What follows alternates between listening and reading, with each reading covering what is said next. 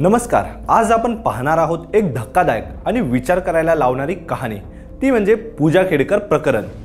ही गोष्ट फक्त एका व्यक्तीची नाही, ही आहे एका मानसिकतेची, एका संस्कृतीची जी आपल्या समाजात खोलवर रुजलेली आहे। चला उलगडूया ही कहाणी।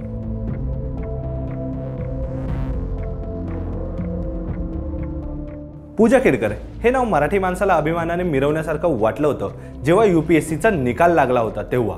त्यावेळेस पूजा महाराष्ट्रात 2022 साली ऑल इंडिया रँकमध्ये 841वी आली।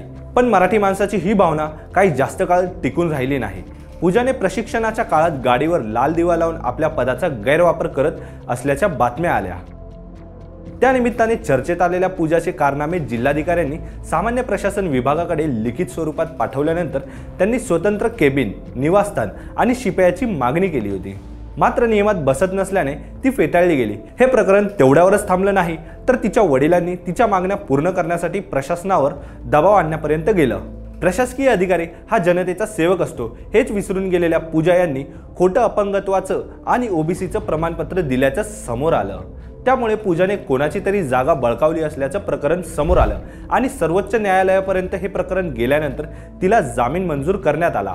आयएसच्या प्रशिक्षण काळात वादग्रस्त ठरलेली पूजा हिचे प्रकरण अजून निवळलं नाही, तर तिचे वडील दिलीप खेडकर यांनी एका ट्रक चालकाचे अपहरण केल्याचा आरोप आहे।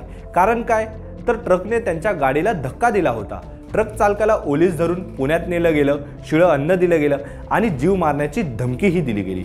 आई मनोरमा खेडकर यांनी पोलिसांशी गैरवर्तन केलं, पोलिसांवर कुत्रा सोडण्याचा प्रयत्न केला।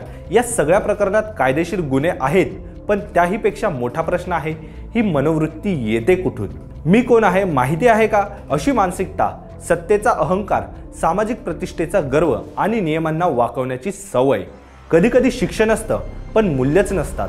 कुटुंबात जर नियम तोडले जात असतील तर पुढची पिढी काय शिकणार? ही मनोवृत्ती तयार होते जेव्हा सत्तेला जबाबदारीपेक्षा वर्चस्थान दिलं जातं। ही कसली संस्कृती आहे?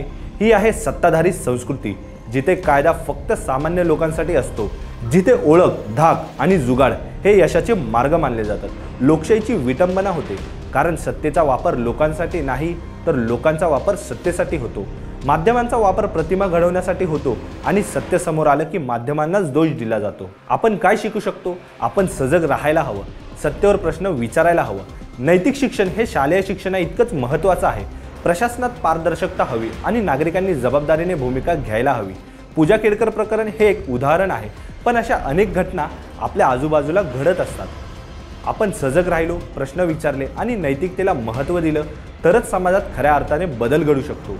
व्हिडिओ आवडला असेल तर लाईक करा, शेअर करा आणि आमच्या चॅनलला सबस्क्राईब करा।